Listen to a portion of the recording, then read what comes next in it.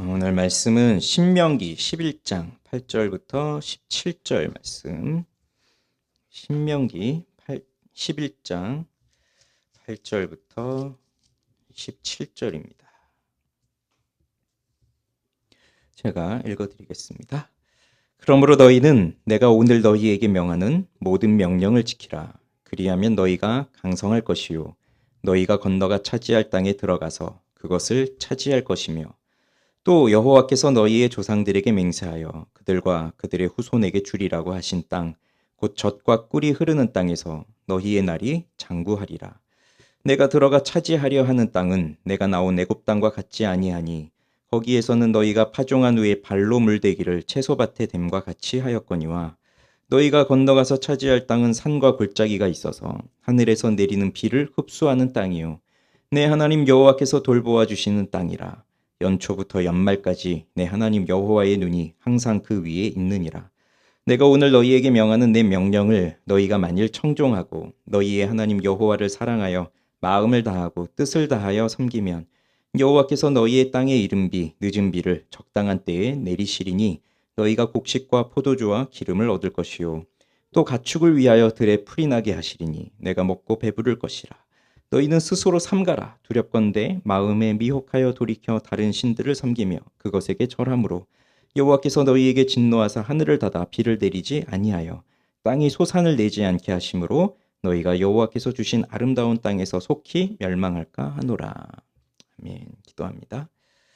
하나님 감사합니다. 오늘 이 수요일 저녁에도 주님의 말씀을 들으려고 또 오늘 이 자리에 나왔는데 하나님 우리에게 말씀해 주셔서 주님의 뜻을 깨닫고 돌아가는 시간이 되게 해 주옵소서.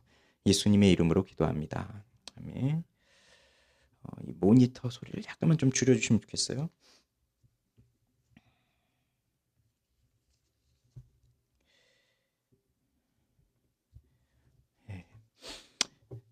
출애굽 이후에 40년간 광야에서 생활을 했던 이스라엘 백성들이 이제 하나님이 약속하신 그 가나안 땅 앞에 이르렀습니다. 자, 이들이 40년 동안 광야에 머물 수밖에 없었던 것은 정탐꾼들의 불평 때문이었죠. 그리고 하나님을 원망한 그 백성들 때문이었죠. 그러니 지금 이제 40년간 광야 생활을 하고 그 약속의 땅 앞에 서 있는 사람들은 처음에 출애굽했던 사람들의 자손들이 되겠습니다. 그들의 후손들. 그러니 이들에게 필요한 것은 지난날의 일들을 기억하는 것입니다. 40년 동안 하나님께서 그 조상들에게 그리고 지금 우리들에게 무엇을 말씀하셨는지, 어떠한 약속을 해주셨는지, 그리고 하나님이 어떠한 일을 행하셨는지를 기억하는 것, 그것이 중요합니다. 그래서 모세는 마지막으로 이 이스라엘 백성들이 가나안 땅에 들어가기 전에, 그리고 모세는 거기서 죽게 되니까 마지막으로 이들을 모아놓고 설교를 했던 것이 바로 신명기의 말씀이에요. 오늘 8절의 말씀을 보면 그러므로 너희는 내가 오늘 너희에게 명하는 모든 명령을 지키라 라고 말하는데 그러므로 라고 되어 있죠. 그러니 앞에서 말하고 있는 내용들과 연결이 되고 있는 겁니다. 앞에서는 하나님께서 애굽과 바로에게 행하신 큰 이적과 기사와 또 홍해 바다를 가르시면서 보여주신 놀라운 기적, 또 광야에서 나타내신 큰 일들에 대해서 가르쳤어요. 그걸 말했었어요. 그러니 여호와께서 이렇게 큰 일을 행하시는 분이시니 이제 너희는 그의 명령을 지키라, 이제 그 말씀을 하고 있는 겁니다. 그렇게 너희가 모든 명령을 지키면, 그렇게 하면 너희는 강성할 것이고 너희가 건너가 차지할 땅에 들어가게 돼서 그 땅을 차지할 것이고 주겠다고 약속한 젖과 꿀이 흐르는 땅에서 너희의 날이 장구할 것이다. 이런 약속을 8절에 보면 해주고 있습니다. 그러면 오늘 우리가 좀 살펴보려고 하는 것은 크게 두 가지인데, 첫째는 너희가 건너가 차지할 땅이라고 하는 거. 지금 너희가 건너가 차지할 땅, 너희가 차지할 땅, 이게 반복적으로 나오고 있습니다. 오늘 본문에 보면. 그러면 그 땅이 어디겠어요? 당연히 가나안 땅이죠. 그런데 오늘 우리가 기억해야 할 것은 이들이 나왔던 애굽 땅, 그리고 이들이 머물렀던 광야, 그곳과 이 가나안 땅은 다르다는 겁니다. 이것이 왜 중요하냐면 어떠한 땅에서 사느냐에 따라서 그곳에 사는 사람들의 생활 방식이 달라지고 그들이 살고 있는 가치관이 달라지기 때문이에요. 애굽 땅과 같지 않다. 그 말은 애굽과는 환경이 다르다라는 것인데, 자, 10절에 보면요. 내가 들어가 차지하려 하는 땅은 내가 나온 애굽 땅과 같지 아니하니 거기에서는 너희가 파종한 후에 발로 물대기를 채소밭에 댐과 같이 하였거니와라고 애굽 땅에 대해서 설명을 해주는데, 애굽은 사막이죠. 애굽이 땅이 크지만 전 국토의 3%만 경작할 수 있는 그러한 땅입니다. 그런데 애굽 땅의 특징이 있어요. 비록 사막 땅이기는 하지만 거기에는 나일강이 있습니다. 그래서 사막성 기후여서 1년 내내 거의 비가 오지 않지만, 그런데 농사는 나일강에서 물을 끌어와서 농사를 지어요. 나일강 하류는 매해 일정하게 홍수가 납니다. 상류에 비가 많이 내리면 이제 그 물이 쭉 흘러 내려오면서 하류에 홍수가 나고, 그런 다음에 이제 물이 싹 빠지고 나면 이제 그 땅에 이제 물이 공급이 되었잖아요. 이제 그 땅에 이제 농부들이 나가서 씨를 뿌리면 되는 거였어요. 그래서 상류에서 떠내려온 기름진 흙, 또 양분들 이런 것들, 그다음 나일강을 통해서 물을 공급받고 이렇게 하면서 농작물이 자란 건데, 그러니까 이 나일강 주변에 오래전부터 사람들이 모여서 문명을 이루면서 살게 된 거죠. 그리고 이 이집트라고 하는 큰 이 나라가 이제 생겨나게 된 거죠. 그래서 이집트 사람들은 이 나일강의 범람을 예측하기 위해서 달력도 만들었고, 토지 측량, 토목 공사를 위해서 측량술, 기하학, 수학 이런 것들을 매우 발달시킨 사람들입니다. 그래서 이집트 사람들, 이 애굽 사람들의 주된 생각, 그들의 관심은 바로 나일강에 있었죠. 그래서 애굽과 가나안을 비교해 보면 그런 환경이 있기 때문에 또 수고, 사람들이 어떠한 일에 수고하느냐, 이게 또 달라져요. 애굽의 특징은 새벽부터 밤까지 일을 해야 된다는 겁니다. 그러니까 비가 오지 않으니까 쉬는 날이 없어요. 즉 무슨 말이냐? 그렇게 1년에 한 번 물이 넘치면 상류에서 흘러내려온 그 비옥한 토지가 있는데, 그 물이 다 빠져나가고 나면 다시 토지를 구획하고 또 허물어진 데는 다시 쌓고 또 수로를 정비하고 이렇게 하고, 그런 다음에 여기 뭐 오늘 말씀에도 보면 발로 물을 댐을 그 채소밭에 댐과 같이 했다 이렇게 나오는데, 마치 발로 수차를 돌려서 물을 끌어당겨서 농지로 쫙 보내는 것처럼 이제 그렇게 사람들이 일을 해야 그 강에 있는 물을 끌어다가 농지로 이제 보내면서 일을 해야 되는 그런 게 이 애굽 사람들의 수고로움이었습니다. 그렇게 되니까 이들은 자연스럽게 이런 생각할 수밖에 없어요. 아, 내가 열심히 일하면 일한 만큼 수확을 할 수 있구나, 이런 생각들. 그러니 여기에는 노력을 하면 인간의 노력이 있으면 좋은 결과가 있다, 이런 정신을 가질 수밖에 없습니다. 그리고 이것은 이제 그 애굽 사람들의 특징이 되지만 또 세상 사람들의 특징이 되기도 하는 거예요. 그러니 이들은 하늘을 쳐다보는 게 아니라 나일강을 보면서 자기들 스스로 열심히 일을 하면서 살아왔던 겁니다. 그래서 이들에게 있어서 나일강이 하나님, 나일강이 생명의 원천, 이렇게 되는 거죠. 자, 유대인들이, 이스라엘 백성들이 400년을 거기서 살았잖아요. 그리고 나왔어요. 광야에서 40년을 보내고 새로운 땅에 들어가는데, 그런데 오늘 11절 12절에 보면 이렇게 나와요. 너희가 건너가서 차지할 땅은 산과 골짜기가 있어서 하늘에서 내리는 비를 흡수하는 땅이요, 내 하나님 여호와께서 돌보아 주시는 땅이라. 연초부터 연말까지 내 하나님 여호와의 눈이 항상 그 위에 있느니라. 그러니 지금 이제 가게 될 팔레스타인 땅은 애굽과는 다르다. 뭐냐, 이 팔레스타인 땅이 좁기는 하지만 좀 있을 게 다 있어요. 저 북쪽에 갈릴리 호수, 갈릴리 지역에 가면 비옥한 평야도 있고, 거기가 이제 중요한 곡창지대가 되고, 거기서 좀 밑으로 내려오면 고원지대가 있어서 거기서 주로 목축을 하고, 또 밑으로 내려오면 여기는 이제 사막 지역이 있는 거예요. 그런 지역이 있습니다. 그런데 애굽과 가장 다른 점이 있다면 뭘까요? 물을 끌어들일 강이 없다는 거예요. 여기는 나일강이 있어서 그 큰 강을 통해서 범람도 하고 그리고 그 물을 빼오는데 이 팔레스타인은 강이 없다는 겁니다. 큰 강이. 요단강이 있기는 하지만 그 요단강은 굉장히 작은 물줄기이기 때문에 그리고 여기는 지형적으로도 굉장히 특이한 지형이 있어요. 갈릴리에서부터 이 사해로 이렇게 쭉 내려오는 그 계곡이 너무 깊고 사해는 실제로 또 수평선보다 아래에 있고 이런 아주 이상한 지역으로 있다 보니까 인간이 먹는 데 있어서도 그렇고 농사를 짓는 데 있어서도 사용할 만한 물을 끌어들일 수 있을 만한 그런 형편이 되지 않습니다. 그러니 애굽 사람들이 나일강을 보면서 살았다면 그럼 이 팔레스타인 사람들은 무엇을 보아야 살 수 있겠어요? 하늘을 바라보아야 되는 겁니다. 하늘을. 그래서 하늘에서 때가 되었을 때 비가 내리지 않으면 그러면 제대로 농사를 지을 수가 없는 거예요. 그러니 곡창지대도 있고 또 고산지대도 있고 또 사막 지역도 있고 다양한 환경이 있지만 종합적으로 생각해 보면 그렇게 아름다운 땅, 젖과 꿀이 흐르는 땅도 결국 하나님만 바라보도록 만들어 놓은 땅이라는 겁니다. 그래서 사람이 살아가는 땅이 다르다. 사람이 살아가는 삶의 환경이 다르다라는 것은 사람들이 바라볼 복의 근원이 다르다는 것과도 같아요.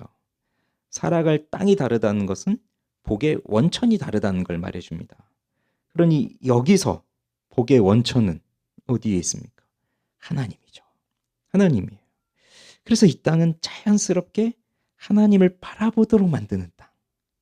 기도하지 않는 사람도 이 땅에 들어가서 살면 기도할 수밖에 없는 땅. 그 땅이에요. 그래서 천수답이라고 하는 그 논이 있잖아요. 밭이 있잖아요. 저수지도 없고 물도 없고 하면 오로지 하늘을 바라보면서 하늘에서 내려주는 비를 가지고 농사를 짓는 그런 땅. 바로 이런 땅입니다. 자, 이스라엘 백성들이 살아가야 할 땅이 그런 땅이고 우리가 살아가야 할 영적인 땅이 바로 이런 땅이에요. 그러니 우리는 하나님을 바라보아야 한다. 그걸 가르쳐 주는 겁니다. 그래서 애굽이나 이 세상은 하나님을 바라보지 않죠. 자기가 하나님이에요. 자기가 하나님. 그래서 내가 열심히 수고하면 내가 얻어내고 내가 수고해서 얻었으니까 내 것이고 중심이 항상 나에게 있는데 애굽 사람들은 이제 그렇게 일하다가 죽는 거겠죠. 그리고 이 땅의 사람들도 그런 정신으로 살면 뭐 열심히 일을 하고 이제 삽니다. 자, 그런데 이 하나님의 자녀들이라고 해서 그러면 하늘만 바라보고 아무 일도 안 하느냐? 그건 아니죠. 우리 그럼 하늘만 쳐다보고 아무 일도 안 하고 있습니다. 하늘에서 비는 내리는데 그럼 씨는 누가 뿌립니까? 그 씨가 잘 자라도록 잡초를 뽑고 거름을 주고 하는 건 또 누가 할 거예요? 사람이 열심히 일을 해야죠. 하나님의 자녀도 열심히 노력을 합니다. 그래서 이 가나안 땅에 들어와서 이들이 이제 살아야 되면 노력도 해야 되는데 그런데 그들이 살아갈 수 있는 그 방식은 하나님을 바라보는 것. 그거입니다. 그거. 자, 그래서요. 이 가나안 땅의 특징은 하나님이 해주셔야 되는 거예요. 내가 열심히 씨를 뿌리고 일을 하면 자, 그 다음에 할 일은 내가 어디서 물을 끌어오는 게 아니라 하늘을 바라보는 거. 하나님께서 때를 맞추어 비를 내려주시는 거. 이건 내 노력으로 할 수 있는 것이 아니에요. 하나님이 하실 차례예요. 하나님이 비를 내려주시기를 기다리는 거. 이겁니다. 그래서 자, 우리가 이렇게 예수를 믿고 살아가는 우리의 삶의 환경들도 모든 것이 내 마음대로 되는 것도 아니고요. 내가 열심히 노력한다고 해서 결과가 또 내가 한 것대로 또 나오는 것도 아니에요. 그래서 우리는 하나님만 쳐다보게 하는 이 땅에서 살면서 하나님이 주신 명령을 지키면서 사는 것이 무엇보다도 중요하고 그것이 바로 이 땅을 살아가는 삶의 방식이 되어야 하는 겁니다. 그러니 하나님을 바라보지 않는 것은 어리석은 일이죠. 자, 그럼 이렇게 말씀에 청종하는 자, 순종하는 자에게는 어떤 복을 주시겠다고 약속하냐면, 자, 14절, 15절 같이 읽어볼까요? 여호와께서 너희의 땅에 이른 비, 늦은 비를 적당한 때에 내리시리니 너희가 곡식과 포도주와 기름을 얻을 것이요 또 가축을 위하여 들에 풀이 나게 하시리니 내가 먹고 배부를 것이라. 자, 이러한 약속을 주십니다. 그런데 그 땅에 들어가서 살아갈 이들에게 하나님이 당부하시는 것이 있어요. 그래서 그게 두 번째로 하나님께서 무엇을 당부하시느냐. 첫째는 스스로 삼가라 라고 하는 것을 말씀하십니다. 이 신명기 앞선 부분들에 보면 특히 뭐 8장 같은데 이런 이야기들이 잘 나오는데요. 그 땅, 그 아름다운 땅, 그 땅에 대해서 설명을 해주고 있어요. 요즘은 뭐 우리가 가보지 않아도 사진이라든지 영상이라든지 자료들이 너무 많아서 내가 실제로 가보지 않아도 그 땅이 이렇게 생겼구나. 그 땅엔 이런 작물들이 나는구나. 그 땅의 사람들은 이런 환경 속에서 사는구나 하는 것을 보지만 이 고대의 사람들이 가나안 땅으로 간다라고 했을 때 하나님 그 땅을 주셨다. 젖과 꿀이 흐르는 땅이다라고 했을 때 실제로 본 적이 없습니다. 그들은. 볼 수도 없고요. 그러니 오직 하나님이 주시는 말씀을 믿고 갈 뿐이에요. 그런데 그 땅은 하나님께서도 아름다운 땅이라고 하셨고 그리고 거기에는 밀과 보리의 소산지가 되고 포도와 무화과와 석류와 감람나무가 있다, 많다, 풍성하다. 너희들이 먹을 것이 모자람이 없다, 부족함이 없는 땅이다. 이런 이야기들을 쭉 해주셨어요. 그러니 보지는 못했지만 하나님의 그러한 말씀을 듣고 그들이 가게 될, 차지하게 될 그 땅에 대한 기대감이 크죠. 큽니다. 자, 그런데 문제는 그 땅이 그냥 비어 있는 땅이 아니라는 겁니다. 거기에도 이미 사람들이 살고 있어요. 그러면 그 땅에서 또 오랫동안 터를 잡고 살고 있는 사람들은 어떻게 살았을까요? 그 땅에 살던 사람들이. 그 땅에 살던 사람들은 애굽에서 사는 사람들, 이집트 사람들하고 같은 방식으로 살았을까요? 그들은 같은 방식으로 살 수 없습니다. 왜? 팔레스타인이라고 하는 그 지역 자체가 이집트와 다르기 때문에 지금 본 것처럼. 그러면 그들은 그 지역에 맞는 방식을 찾아내서 살았던 거예요. 이미 그 땅에서 살고 있던 사람들. 그들이 살았던 그들만의 노하우가 뭐였을까요? 하늘을 바라보는 겁니다. 같잖아요, 그러면. 지금 이스라엘 백성들에게도 너희는 그 땅에 들어가면 하늘을 바라보아야 된다. 즉 하나님을 바라보아야 된다. 그런데 이미 팔레스타인에서 살고 있던 그 가나안 족속들도 그 땅에서 제대로 살기 위해서는 하늘을 바라볼 밖에 없는 거예요. 이미 지형 자체가 물을 가두어 두고 그럴 수 있는 상태가 아니니까. 그러니 이들도 잘 알고 있는 겁니다. 이 땅에서 농사를 짓고 풍성한 곡식을 얻고 배불리 먹으면서 살 수 있는 방법, 우리 가족들이 평안하게 살 수 있는 방법, 그건 하늘에서 비를 내려주어야 한다. 그걸 알고 있는 거예요. 이 이방인들도, 이 가나안 족속들도. 그래서 이들도 하늘을 바라보면서 삽니다. 그런데 이들이 바라보는 하늘은 무엇이었을까요?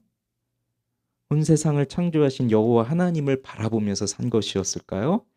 그것이 아니었죠. 이들이 바라본 하늘은 그것이 아니었어요. 이들은 바알과 아세라라고 하는 우상을 섬겼습니다. 바알은 뭐 폭풍의 신, 비를 내려주는 신, 그렇게 생각을 했고, 아세라는 여신이에요. 그래서 아세라는 풍요와 다산을 상징하는 그런 신. 그래서 이 크게 바알과 아세라를 섬기면서 살아왔는데, 즉 하늘에서 비를 내려주는 존재가 바로 그런 신적 존재라고 이들도 생각했던 거예요. 그런데 이게 다른 겁니다. 똑같이 하늘을 바라보지만 이들이 바라보는 하늘과 이스라엘 백성들이 바라보는 하늘은 다른 거예요. 그래서 예수님이 요한복음 4장에 보면 수가성 여인을 만나잖아요. 사마리아에서 수가성 여인을 만날 때 여러 대화를 한 다음에 이 여인이 우리 조상들은 이곳에서 예배한다고 했다.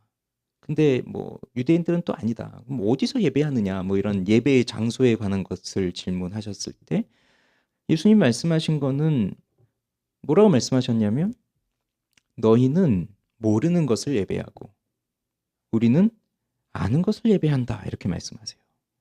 그리고 하나님은 영이시니 예배하는 자들은 영과 진리로 성령 안에서 진리 안에서 예배할지니라.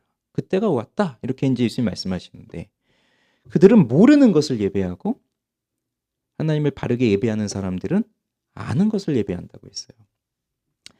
그러니 자, 이들은 가나안 족속들은 하늘을 바라보면서 저 하늘의 신이 우리에게 비를 내려줄 것이라고 생각했지만 그들은 몰랐어요.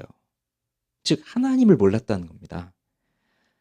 정확한 하나님을 몰랐다는 거예요. 그들이 용어로 하나님을 하나님이라 부르든 뭐 바알이라 부르든 알라라 부르든 뭐라 부르든 간에 그들도 하나님이라고 하면서 그 섬기겠지만 하나님이 누구인지를 몰랐던 겁니다. 그래서 바알을 섬기고 아세라를 섬기고 다른 신을 섬기면서 있었던 거예요.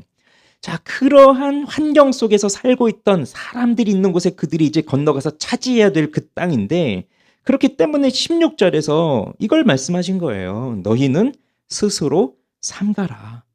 두렵건대 마음에 미혹하여 돌이켜 다른 신들을 섬기며 그것에게 절함으로. 그래서 첫 번째로 당부하시는 것이 너희는 스스로 삼가라. 삼가라는 게 뭐냐면 조심하라는 거예요. Be careful이에요. 너희 몸가짐이나 너희 언행을 조심해라. 주의해라. 히브리 말로는 샤마르예요. 지키다예요. 샤마르는. 이게 죄기억 명령으로 쓰여져 있어요. 그래서 스스로 지켜라. 너희를. 스스로 주의를 기울여라. 조심해라. 왜? 마음에 미혹하여 돌이켜서 다른 신들을 섬기며 그것에게 절할 수도 있다. 이미 그 땅에서 살고 있는 사람들의 방식을 따라서 살아가게 되면 그렇게 될 수 있다는 거예요. 여기 미혹한다는 말이요. 두 가지 의미가 있어요. 널찍하다는 뜻도 있어요. 넓게 열려 있다라는 뜻도 있고 또 하나는 유혹한다는 뜻도 있어요. 속아 넘어간다는 뜻도 있어요. 그래서 너희의 마음이 미혹하여라고 했을 때 너희의 마음이 넓어서라고 한다면 마음이 넓게 열려 있으니 하나님만 섬기는 게 아니라 그 땅에 들어가서 그 땅 사람들의 방식도 그대로 다 답습해서 그대로 섬기고 그러니 하나님도 섬기고 그들의 방식도 섬기고 우상도 섬기고 그럴 수도 있다. 마음이 다 넓어져 가지고 그런 의미가 되고 또 속아 넘어간다는 뜻으로 보면 너희의 마음이 그들에 의해서 속아 넘어가서 하나님을 섬기지 않고 우상들을 섬길 수도 있다. 이제 그런 일이 오기 때문에 스스로 삼가라. 조심해라. 그것을 당부하고 있습니다. 이것이 하나님은 이스라엘 백성들이 어떠한 사람들인지를 너무나 잘 아시기 때문에 첫째로 이걸 당부하고 계신 거예요. 그리고 스스로 삼가라. 이 말씀만 보더라도 우리가 누구인지를 우리가 또 잘 알게 되는 거예요. 이스라엘 백성들도 마찬가지고 우리도 마찬가지고 우리는 하나님의 말씀을 듣고 하나님의 은혜로 그 땅에 들어가서 살게 될 것입니다. 이스라엘 백성들 이 신명기 설교를 듣는 그 시점으로 본다면 이제 미래겠죠. 그 땅에 들어가서 살아갈 것이에요.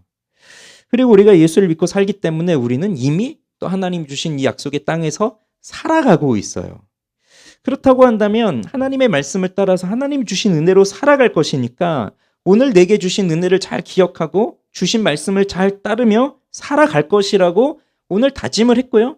아니 이미 지난날에 다짐을 했고요. 그러면서 우리가 살아올 것이라고 살아갈 것이라고 생각을 했지만 정말 삶의 현실에서는 그렇지를 못했다는 겁니다. 이스라엘 백성들 어떻게 됐나요? 들어갈 때는 그렇게 결단하고 들어가요. 가나안 전쟁을 하죠. 정복 전쟁 하죠. 여호수아와 함께 그렇게 여리고성도 돌고 하면서 그렇게 들어가지만 결국은 그 땅에서 쫓아내야 할 멸절시켜야 할 그 백성, 그 민족들을 다 쫓아내지를 못해요. 그리고 여전히 그들이 섬기는 신을 그대로 가져와서 그들이 섬깁니다. 하나님 말씀대로 살아가려고 했지만 옆에 사람들이 사는 모습을 보면서 아, 저렇게도 살아야 되나 보구나 이렇게 된 거예요. 하나님을 섬겨야 되지만 이미 여기서 성공하고 있는 저 사람들의 모습을 보니까 저 사람들이 사는 방식을 따라야 아, 우리도 잘 살겠구나 이거거든요. 그러니 마치 옆에 잘 사는 사람들 보면 나도 저렇게 해야 되는 건가? 우리 아이들 키울 때도 저 사람처럼 해야 되는 건가? 직장 생활 성공하려면 저 사람처럼 저런 처세를 가지고 해야 되는 건가? 이렇게 우리 마음속에 유혹이 들어오면서 나도 모르게 세상 사람들이 하는 방식을 따라가고 있잖아요. 이스라엘 백성들 입장에서 볼 땐 가나안 사람들이 자기보다 더 문명적으로 앞선다고 생각하면 그들이 이룬 그 문명 앞에서 그들은 그들의 방식을 따라갑니다. 이미 광야에서부터 그랬어요. 이미. 아직 이 가나안 땅에 들어오기 전부터 민수기 25장에 보면 모압이 그들을 저주하려고 했지만 안 되니까 다른 방식으로 이들을 유혹했는데 바로 바알을 섬기는 거. 바알부올 사건이 거기 일어나잖아요. 그 남자들이 모압 여자들과 음란을 행하고 바알을 섬기고 이미 그 땅에 들어가기 전부터 이런 일들을 하고 있었던 거예요. 그러니 하나님은 그 땅에 들어갈 사람들에게 너희 스스로 삼가라. 너희 스스로 조심해라. 이렇게 당부하십니다.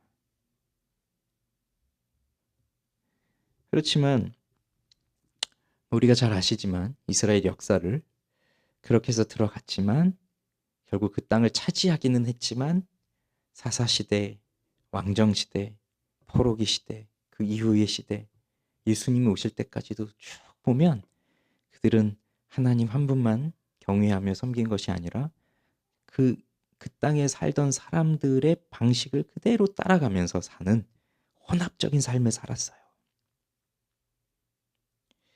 왜 그랬습니까? 현실에 타협한 겁니다. 하나님만 바라보는 믿음이 부족했기 때문입니다. 하나님이 비를 적당한 때에 내려주신다고 하셨는데 조금만 기다리면 되는데 내일 내려주실 것인데 근데 그걸 모르니 오늘 저들의 손을 탁 잡은 거예요. 타협을 하는 거예요. 저들과 함께 손을 잡는 거예요. 왜 그렇습니까? 마음에 욕심이 있으니까. 나도 저렇게 돼보고 싶으니까. 그래서 필요한 것이 마음을 지키는 겁니다. 그래서 하나님 앞에 스스로 조심하면서 마음을 잘 지키면 하나님 없는 민족들이 살아가는 걸 보면서 저들이 저렇게 살든 이렇게 살든 우리 마음이 요동할 리는 없어요. 그래서 하나님이 주신 명령은 첫 번째로 주신 것이 너희가 가서 경건 생활 잘해라. 그걸 먼저 첫 번째로 말씀해 주신 게 아니라 우선 너희들은 스스로 조심해라. 그걸 먼저 주셨어요. 그러니 하나님이 아닌 다른 우상을 섬길 수 있는 그 마음을 가지지 않도록 조심해라. 세밀하게 자신을 살펴보거라. 그것을 첫 번째로 주셨어요. 그 다음 두 번째로 주신 건 13절에 보면 내가 오늘 너희에게 명하는 내 명령을 너희가 만일 청종하고 너희의 하나님 여호와를 사랑하여 마음을 다하고 뜻을 다하여 섬기면 이라고 나오죠. 그러니 뭘 해야 됩니까? 너희가 청종한다는 말은 우리 일상에서 잘 쓰진 않는 말인데요, 오늘날. 근데 이 청종한다는 말은 이르는 대로 잘 듣고 쫓아간다는 얘기예요. 그냥 듣는다가 아니라 듣고 행한다는 거죠. 그래서 영어에서는 이 청종한다를 obey를 써요. 복종한다. 시키는 대로 한다. 명령과 법 등을 따른다. 이런 뜻이 됩니다. 또 히브리어에서는 이 청종하다가 샤마로 나옵니다. 듣다. 쉐마 아시죠? 쉐마? 신명기 6장 4절에 나오는 쉐마, 들으라 이스라엘 할 때 그 샤마, 듣다로 나오는데 여기 보면은 두 번이 나와요. 이 샤마라는 동사 두 번 반복해서 나와요. 그래서 너희들이 확실하게 듣는다면 강조하고 있어요. 그래서 이것은 그냥 귀로만 듣는 것이 아니라 들은 것을 그대로 행동하며 사는 것. 그걸 뜻하는 겁니다. 그래서 기계적으로 듣는 행동이 아니라 천인격적인 순종을 뜻하는 거예요. 청종하라는 것은. 그러니 영어에서 순종한다라고 번역을 한 것 같아요. 이게 듣는다는 것을 순종이라는 뜻으로 번역을 한 것 같아요. 신명기 자체가 과거를 회고하고 또 하나님이 주시는 중요한 권면을 모세를 통해서 가르쳐 주고 하나님이 주신 또 언약들이 무엇인지를 또 가르쳐 주고 어떻게 이스라엘과 하나님이 그런 언약을 맺었고 그리고 앞으로 어떻게 살아가야 할 것에 대해서 마지막으로 가르쳐 주는 그 모세의 고별 설교와도 같은데 특별히 6장부터 보면 이 신명기 안에 반복적으로 나오는 게 뭐냐면 기억하라. 기억하라. 이거예요. 기억하라. 잊지 말아라. 반복해서 말씀하고 있습니다. 왜냐하면 애굽 땅에서부터 나오던 그 날부터 여기에 올 때까지 늘 여호와를 거역하던 사람들이에요. 하나님의 백성들이라고 하는 이 사람들이 나는 너희의 하나님이 되고 너희는 내 백성이 되리라 라고 언약을 맺어주셨는데 또 그들이 이렇게 되기까지 하나님은 커다란 기적과 이사를 보이시면서 이들을 이렇게 인도해 주셨는데 그런데도 하나님을 떠나는 이들이었단 말이죠. 그래서 가나안 땅에 들어가야 하는 그 시점에 다시 한번 너희들은 나의 명령을 청종해라. 그걸 말씀하십니다. 그리고 여호와를 사랑하여 마음과 뜻을 다하여 섬겨라라고 하세요. 섬겨라. 그래서 하나님의 명령을 듣고 순종하는데 그러기 위해서는 사실 하나님을 사랑하는 것이 먼저예요. 하나님을 사랑하는 것이 필수예요. 사랑하지 않는데 어떻게 들을 수가 있겠습니까? 사랑하지 않으면 들리지 않고 또 듣기는 들었다 하더라도 사랑하지 않는데 어떻게 그 들은 것을 전 인격을 다해서 순종을 할 수 있겠어요? 기계적으로 눈치를 보면서 할 수는 있겠지만 내 모든 걸 다해서 순종할 수는 없죠. 그러니 사랑하지 않으면 들어도 건성으로 들을 것이고 사랑하지 않으면 하나님이 원하시는 바를 행하고자 하는 마음이 조금도 없으니 행할 수가 없습니다. 그렇게 하나님을 사랑하면 그래서 하나님을 깊이 사랑하면 또 하나님의 뜻을 행함에 있어서는 마음과 뜻을 다해서 해요. 자신의 영혼을 다해서. 그래서 사랑이 없는 경건은 기쁨이 없고 생명도 없습니다. 사랑이 있는 곳에 생명이 있고 기쁨이 있는 거예요. 근데 이건 너무나도 당연한 말씀인 것 같잖아요. 오늘 우리가 처음 듣는 말씀도 아닙니다. 근데 성경은 이걸 끊임없이 반복하고 있어요.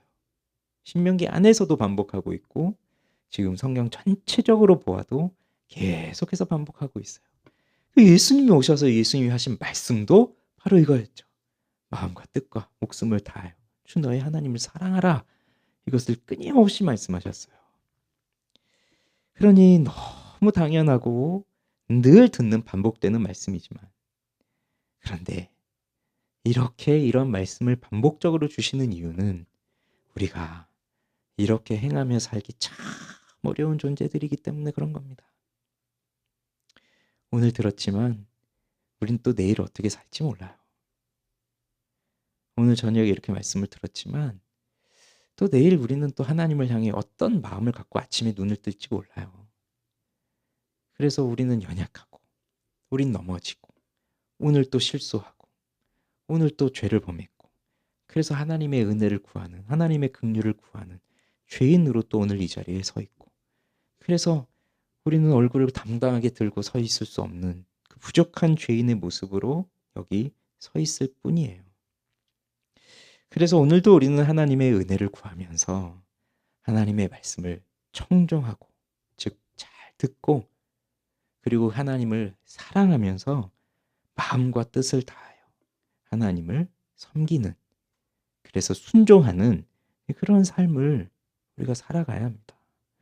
우리가 건너가 차지하여야 할 그 땅은 하나님을 바라보는 땅인데 바로 이런 마음으로 살아야 된다는 거예요. 이게 왜 이렇게 중요할까요? 하나님을 사랑하고 섬기면 하나님이 무엇을 약속하셨죠? 이른 비, 늦은 비를 적당한 때에 내려주신다고 약속하셨어요. 그래서 곡식과 포도주와 기름을 얻고 가축을 위해서 풀이 나고 너희는 먹고 배부를 것이다. 그런데 반대로 너희가 이렇게 살지 못하면, 너희 마음을 빼앗겨서 다른 신들을 섬기면서 다른 신들에게 절하면서 산다면, 하늘을 바라보긴 하지만 하늘이 하나님이 아니라, 여호와 하나님이 아니라 다른 것을 하늘로 바라보면서 산다면, 그러면 하늘을 닫아서 비를 내리지 않으신다. 비가 내리지 않으면 이 땅은 소출을 낼 수 없는 땅이에요. 그럼 곧 생명이 사라지고 죽음의 길로 가게 되는 거죠. 팔레스타인은 크게 우기와 건기로 나눠지거든요. 우기는 보통 10월에서 이듬해 4월까지인데, 이 건기와 우기 사이에 또 짧은 환절기가 있고, 그래서 이 팔레스타인 지역의 농사철은 건기와 우기에 맞춰서 결정돼요. 우기가 이제 우기에는 10월 말과 11월에 이른비와 함께 시작이 됩니다. 우리가 이제 이른비, 늦은비 하잖아요. 이른비. 보통 이렇게 10월 말, 11월 경에 이른비가 내리면 그때 이 비를 통해서 공기 중에 있는 먼지를 싹 없애주고, 또 그동안 여름 동안에 건조했던 그 건조함을 딱 몰아내주면서 파종하기 좋은 부드러운 흙을 만들어줘요. 그리고 늦은 비는 이제 3월에서 4월경, 그때 이제 큰 비가 내려서 모든 이 늦은 비를 통해서 식물들이 싹을 촉촉히 적셔서 이제 여름이 시작되기 전에 온 땅을 초록으로 뒤덮는 그런 피예요. 이른 비와 늦은 비. 근데 여기 하나님이 주겠다고 하셨던 것을 잘 보면 우리 주목해 볼 게 적당한 때에 내리시리니라고 하고 있는 겁니다. 적당한 때. 이게 중요한 거예요. 이것이. 우리가 하나님을 사랑하고 하나님의 말씀에 청종하며 살아갔을 때 하나님이 주시는 복은 적당한 때에 이른 비와 늦은 비를 내려주시겠다. 비가 오지 않으면, 적당한 때에 비가 오지 않으면 농사를 할 수 없습니다. 소출을 낼 수 없습니다. 이미 이들은 광야에서 하나님의 진노를 수없이 경험했던 사람들이고, 그리고 엘리야 시대에 가면은 3년 6개월 동안 비가 오지 않잖아요. 비가 오지 않으니 그들이 어떻게 되었는지, 또 이제 이들의 조상들은 그렇게 또 산 거죠. 이 당시 신명기 당시에는, 엘리야는 또 그 다음 시대니까. 비가 오지 않으면 이렇게 살 수가 없어요. 그러면 또 반대도 있죠. 비가 오는데 주구장창 비만 내려요. 그럼 또 어떻게 되겠어요? 살 수 있을까요? 아니에요. 적당한 때 비를 내려주신다. 이게 중요한 겁니다. 우리가 필요할 때, 우리가 먹고 배부를 때 우리에게 내려주신다는 거예요. 그런데 인간들은, 우리 사람들은 여기에 뭔가 부족함을 느껴요. 하나님이 적당한 때에 비를 주시겠다고 하셨는데 그것으로 모자란다고 생각을 해요. 그래서 필요한 것보다 더 많은 걸 얻어내려고 해요. 필요한 때보다 더 빨리 비가 왔으면 해요. 또 적당한 때보다 더 늦게, 더 오랫동안 비가 오기를 바래요. 그러면서 자기의 것을 자꾸 넓혀가려고 하는 욕심이 우리 사람들 마음속에 있거든요. 근데 결과는 뭐겠어요? 그렇게 되면 여호와께서 주신 이 아름다운 땅에서 살아갈 수가 없는 겁니다. 왜요? 그 땅은 여호와의 눈이 항상 있는 땅이라고 오늘 말하고 있어요. 여호와의 관심이 그 땅에 늘 있는 거예요.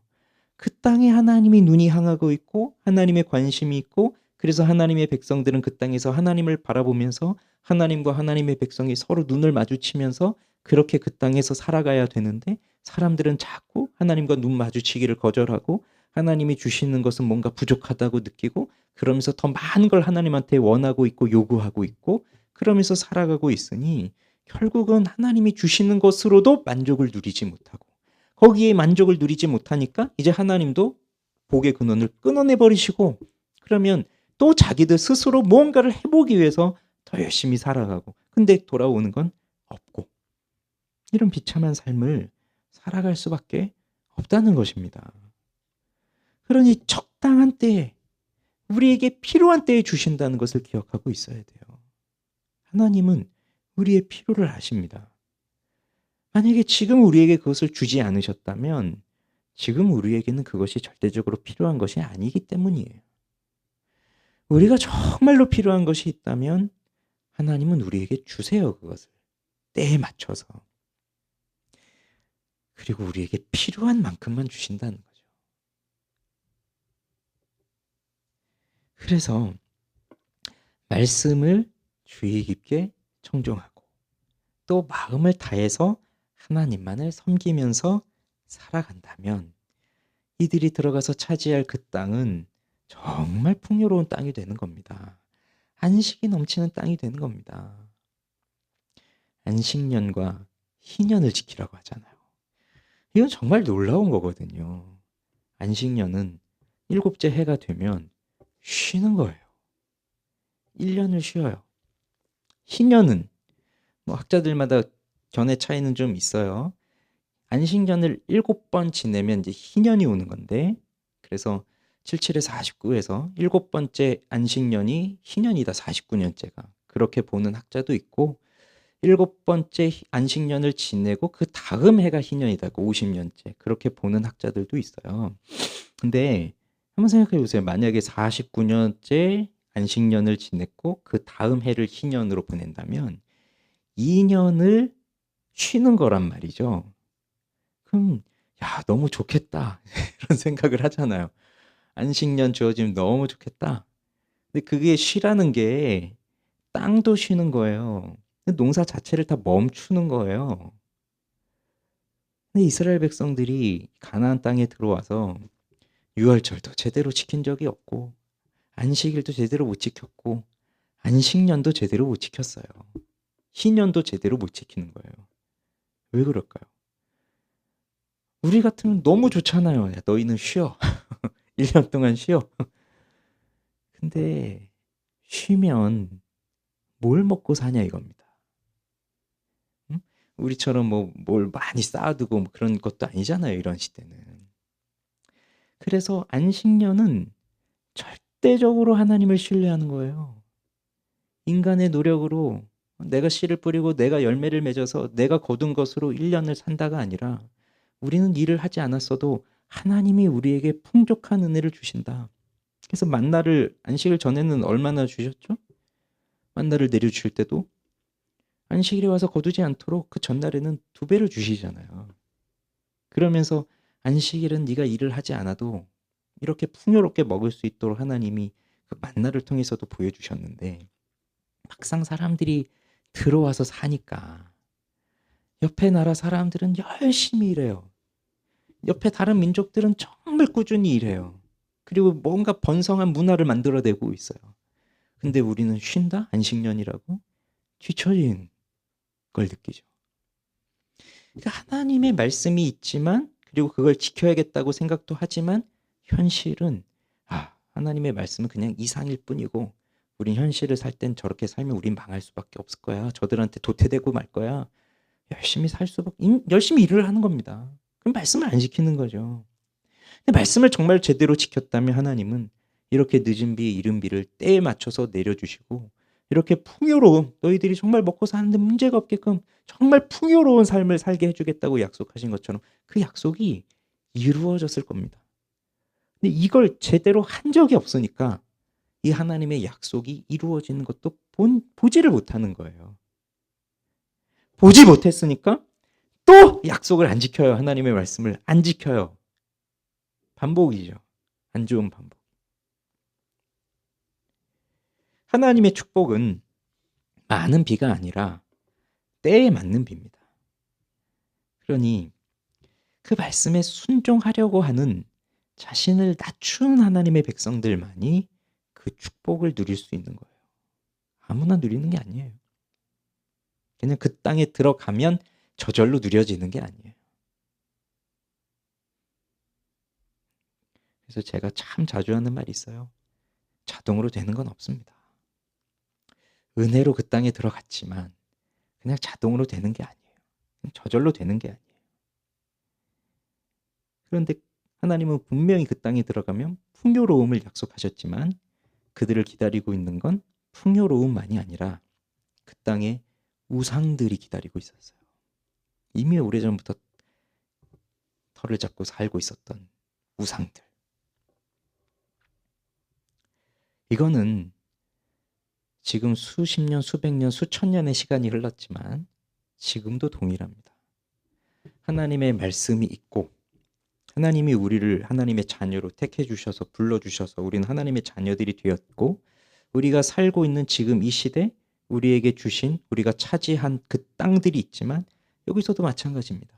하나님의 말씀대로 살 것이냐 아니면 이 땅의 사람들이 사는 방식으로 살 것이냐. 하나님께서는 그 땅에서 복을 누리며 살아갈 길을 알려주셨습니다. 그래서 그 알려주신 대로 살면 되지만 그렇지만 그 땅 자체가 그들에게 번영과 풍요를 보장하진 않아요. 가능성이에요. 언약의 조건, 그 율법, 그 말씀을 순종할 때는 복의 공간, 복을 누리는 땅이 될 것이지만 그렇지만 그 하나님의 말씀을 떠나면 그곳은 생명이 없는 땅이 되는 겁니다. 누구에게도 예외는 없어요. 누구에게도 예외 없어요. 그렇기 때문에 자, 오늘 우리는 얼마나 연약합니까? 우리가 어떻게 하나님 말씀을 또 다 지킬 수 있어요? 우리가 어떻게 율법을 또 다 지킬 수 있어요? 그래서 우리에게는 예수 그리스도가 필요한 겁니다. 내 힘으로 할 수 없기 때문에. 그래서 그리스도께서 우리가 해야 할 모든 것을 그의 전 생애를 통해서 다 이루셨고 십자가에서 죽으심으로 우리의 죄값을 해결해 주셨으니 그 예수 그리스도가 우리에겐 필요한 거예요. 그래서 오늘도 우리는 넘어졌고 오늘도 우리는 죄를 범했고 오늘도 우리는 실수했고 오늘도 우리는 연약했지만 오늘 이 예배의 자리에 나올 수 있는 것은 그리스도 예수의 은혜 때문입니다. 그래서 고개를 빳빳이 들고 하나님 앞고 눈을 마주칠 수 없는 죄인이지만 그럼에도 오늘도 우리는 이렇게 하나님을 향해 하늘을 향해 눈을 들 수 있는 이유는 예수 그리스도의 십자가의 은혜가 있기 때문이에요. 그 믿음으로 사는 삶이 바로 우리가 들어가 차지할 그 땅에서 살아가야 할 삶의 방법입니다. 그래서 세상의 방식과 자꾸 비교하지 마시고요. 그들을 따라가려고 하지 마시고요. 우린 우리대로 하나님의 말씀을 따라 살아가십시오. 그러면 그렇게 살지 못했던 사람들은 본 적도 없고 들은 적도 없는 그 놀라운 그 때에 맞춰 주시는 적당한 게 내려주시는 그 은혜의 축복을 우리는 풍성하게 누리면서 살아가게 될 것이에요. 그 은혜를 사모하면서 우리 주 예수 그리스도를 바라보시기 바랍니다. 우리 함께 기도하시죠.